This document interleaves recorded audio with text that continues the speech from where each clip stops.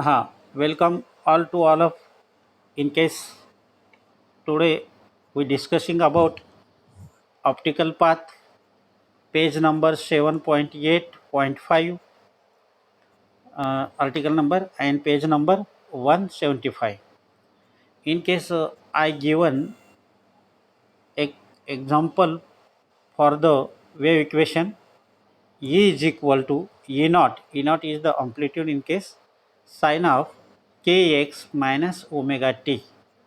This is the wave along the traveling positive x direction. Positive x direction. We know about the coordinate as like coordinate here origin this positive x axis. बोल negative x axis and this positive y axis and this negative y.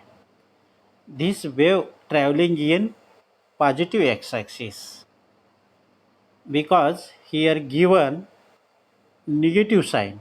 Negative sign is the indicates this wave traveling along the positive direction, in which this is the value of the bracket is called as phase. Phase means angle where kx minus omega t is called as phase. Phase of light waves म्हणजे light वेव्हचे हे angle आहे असं हे आपल्याला माहीत आहे. In which where omega is, we know here this omega is the angular frequency or it is also called as angular velocity. Its value is 2 pi n. 2 pi is constant, only here n is the frequency, so omega is called angular frequency also. The next thing, k, this is k. K is the wave vector, it is also constant. Then in which the phase given k omega and also velocity v and also another velocity c यांचं relation बघायचं आपल्याला. इथे दोन पद्धतीचं relation मिळतं. K V या तिघांचं एक relation आणि व्हेलॉसिटी सी ही लाईट व्हेलॉसिटी सी इन व्हॅक्यूममधली त्याचं एक रिलेशन. म्हणून इथे दोन प्रकारचे इथे मी पॉईंट तयार केलेले आहेत. इन मीडियम, मीडियम म्हणजे कुठलाही मीडियम असेल विदाऊट व्हॅक्यूम अँड एअर सोडून. मग तसं असेल म्हणजे एअर देखील मीडियमच आहे. असं असेल तर the value of K, what is value of K? K is define as the ratio of omega. Omega means angular frequency of light and velocity of light and that is velocity of light in medium. आपण medium हा point बघतोय.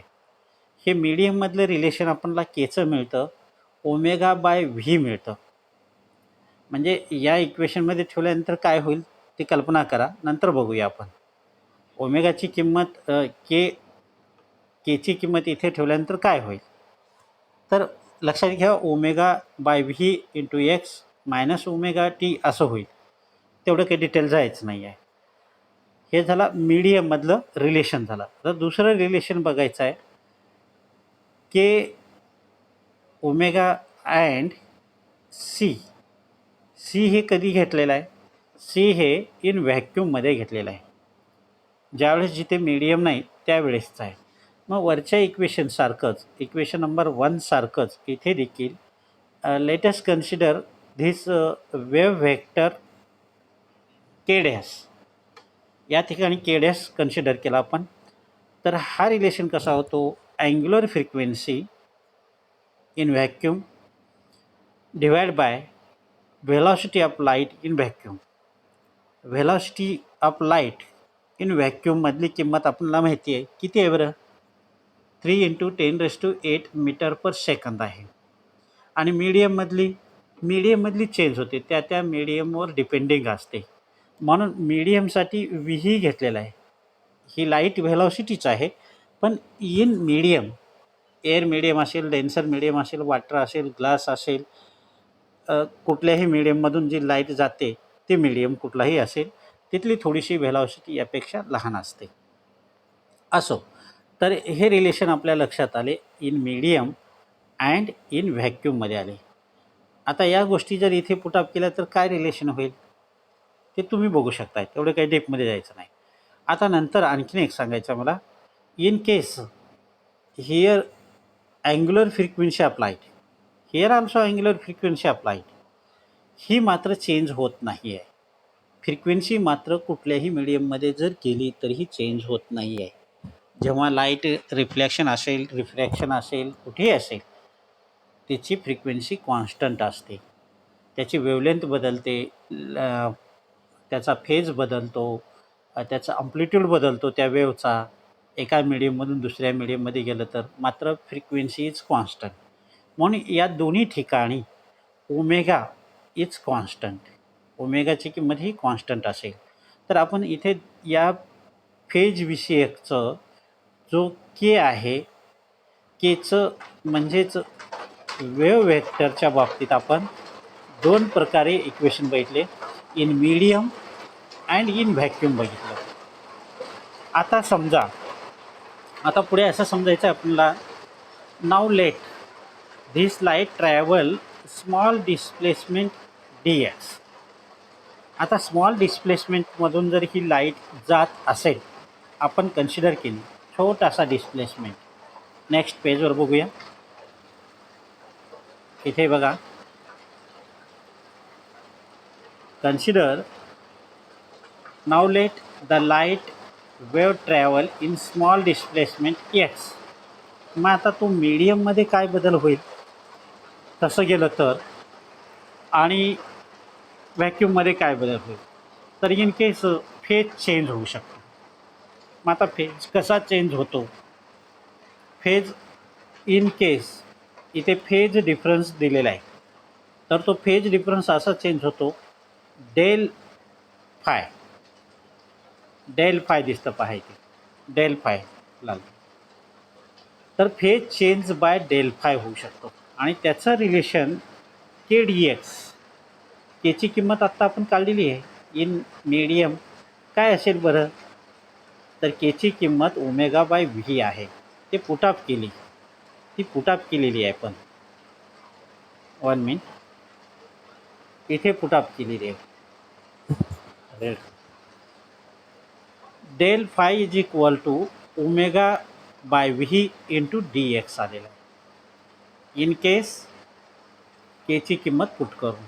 As similarly in vacuum काय येईल, as similarly in vacuum त्याचा phase difference असा येईल, त्याची किंमत आपण काय पुट करणार, आपण omega C by del X, हा फेज डिफरन्स येणार आहे.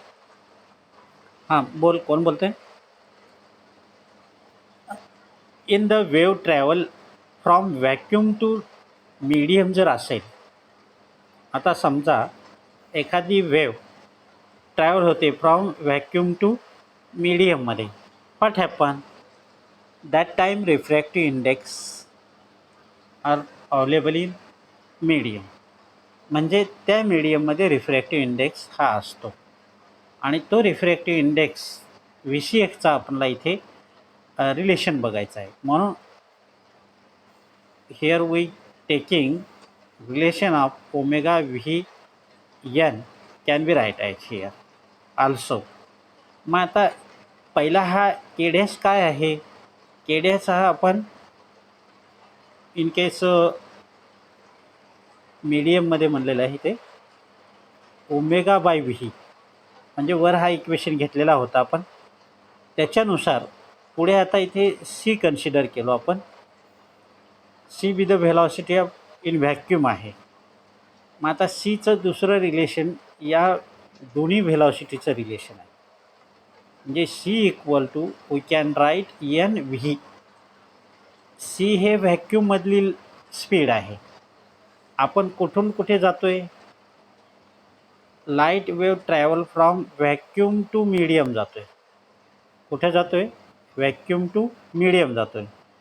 मग व्हॅक्यूममधली व्हेलॉसिटी सी आहे, मग मीडियममधली व्हेलॉसिटी जाताना इथे रिफ्रॅक्टिव्ह इंडेक्स लागतो आणि तो रिफ्रॅक्टिव्ह इंडेक्स इंटू व्हेलॉसिटी. आता व्हॅक्यूममधली व्हेलॉसिटी किती आहे? व्हॅक्यूममधली व्हेलॉसिटी 3 × 10⁸ मीटर पर सेकंद आहे. मग त्याच्यामध्ये इंट्रोड्यूस रिफ्रॅक्टिव्ह इंडेक्स होतो आणि रिफ्रॅक्टिव्ह इंडेक्स इंटू व्ही म्हणजेच याच्याबरोबर येऊ शकतो. म्हणजेच in case C is greater than V आहे, याच्यासोबत जर एन असेल रिफ्रॅक्टिव्ह इंडेक्स तर ही इक्वल होऊ शकतो. अशा टाईपचं हे रिलेशन माहीत आहे. म्हणजेच in case we taking V equal to C by N,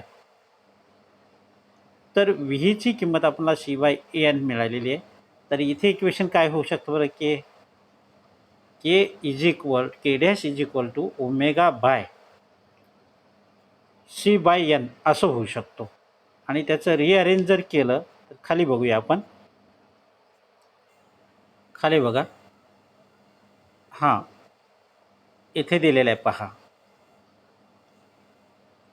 1 minute.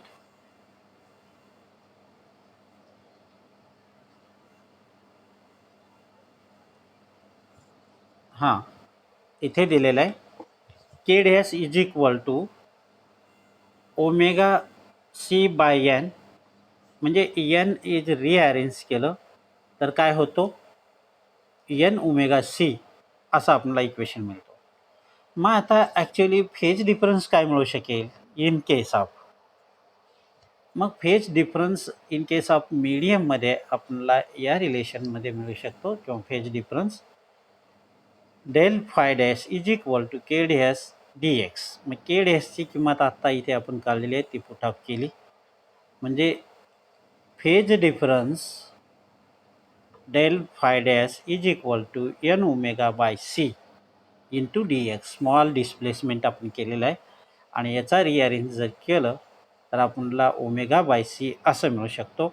आणि ही जी किंमत आहे या किंमतला आपण कन्सिडर डेल एक्स डॅश असं केलं तर हा इक्वेशन आपल्याला मिळू शकतो.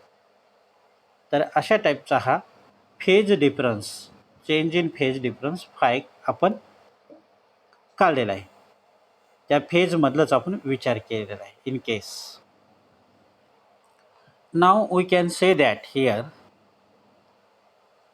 path length del x in medium of refracting index n is equal to the path length.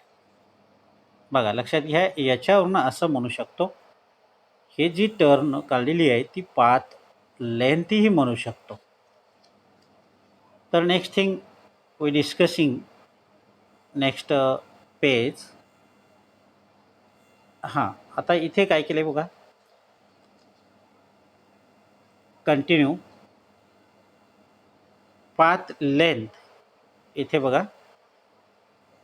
Now we can say that the path length of del X आपण सुरुवातीला घेतलेला in medium with respective index N असेल, हा equal to असतो कुणाबरोबर? Path length of continue of याच्याबरोबर असतो. इथे काय एन डी एक्स आहे, तिकडे डी एक्स आहे किंवा डेल एक्स आहे, आणि तर इथे एन डी एक्स व्हॅक्यूम आहे, तर हे इक्वल होऊ शकतो. आता where in case N del X हे काय म्हणायचं, ह्यालाच ऑप्टिकल पाथ असं म्हणायचं, ट्रॅव्हल बाय वेव्ह असं म्हणायचं.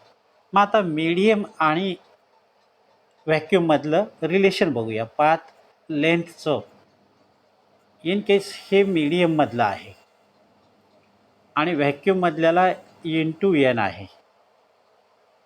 बघा उलटा आहे, तिकडच्यात आणि इकडच्यात उलटा आहे. इथं एन हा व्हॅक्यूमच्या लेंथला मल्टिपल झालेला आहे.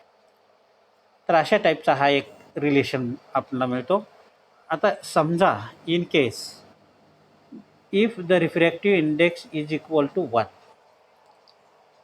फॉर एक्झाम्पल हा 1 कुणाचा असू शकतो? एअर मीडियमचा असू शकतो. एअर मीडियमचा जनरली आपण एक पकडायचा असतो, मग त्याच्यानंतर मग वॉटर असेल, ग्लास असेल, 1 3, 4, 5 असा असतो. पाठीमागेही सांगितलं आहे. आणि जास्तीत जास्त डायमंडचा 2 पॉईंट समथिंग असतो रिफ्रॅक्टिव्ह इंडेक्स. त्याचा सर्वात मोठा आहे. म्हणून त्याच्यामधली व्हेलॉसिटी लाईट्सची म्हणजे व्हेरी स्लो असणार आहे, कमी असणार आहे. असो, तर इन केस याची किंमत जर 1 ठेवली, म्हणजे व्हॅक्यूम टू एअर मीडियममधून जर लाईट जात असेल, तर त्यांचा जो पाथ डिफरन्स आहे तो सारखा असणार आहे, सेम असणार आहे. म्हणजे व्हॅक्यूममध्ये लाईट ट्रॅव्हल झाली काय, एअरमध्ये लाईट ट्रॅव्हल झाली काय, सारखा आहे. कारण का व्हॅक्यूममधली व्हेलॉसिटी आणि एअरमधली व्हेलॉसिटी जवळपास सारखीच आहे. 3 × 10⁸ मीटर पर सेकंद आहे. म्हणून सारखं आहे. इतर मीडियममध्ये जर असेल तर मग थोडंसं जास्त आहे. आता एवढं हे जे डिस्कशन केलं ते थोडंसं तुम्हाला किचकट वाटलं असेल. आणखीन एक मेथड आहे. म्हणजे ही एक साधी मेथड आहे, सोपी आहे. तर हे पहा, इथे काय दिलेलं आहे या मेथडमध्ये. We know about T, distance, time, speed, हे आपल्याला रिलेशन माहिती आहे. हे पहा, T is equal to distance by speed d/v. मग इन टर्म्स, आता इन टर्म्स मला मीडियमच्या विषयक लिहायचं आहे. मीडियमच्या विषयक लिहिताना मला बदल कुठे करायचा आहे, डिस्टन्स आणि स्पीडमध्येच. म्हणजे distance in medium, speed in medium. टाईममध्ये मध्ये काही बदल करायचा आहे का, नाही आहे. Time no change. कुठल्याही मीडियममध्ये जा टाईम हा थांबतो करतो, त्याची स्पीड कमी होते का, नाही आहे. जसं फ्रिक्वेन्सी, लाईटची फ्रिक्वेन्सी कुठल्याही मीडियममध्ये गेलं तर चेंज होते का, नाही आहे. बाकीच्या गोष्टी चेंज होतात. त्याची व्हेलॉसिटी चेंज होते, त्याची वेव्हलेंथ चेंज होते, फेज चेंज होतात, अम्प्लिट्यूड चेंज होऊ शकतं, मात्र त्याची फ्रिक्वेन्सी चेंज होत नाही. तशाच प्रकारे here also T is constant.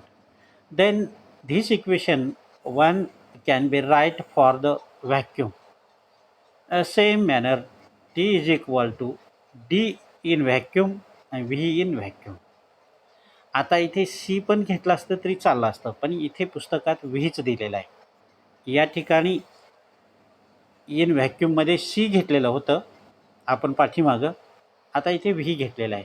पण इथे पर्टिक्युलर व्हॅक्यूम किंवा मीडियम असं दिलेलं आहे. In this case equation 2. Then this 2 can be equate. Why equate? हे मीडियममधलं आहे आणि हे व्हॅक्यूममधलं आहे. हे इक्वेट कसं काय करता येईल, का करू नये?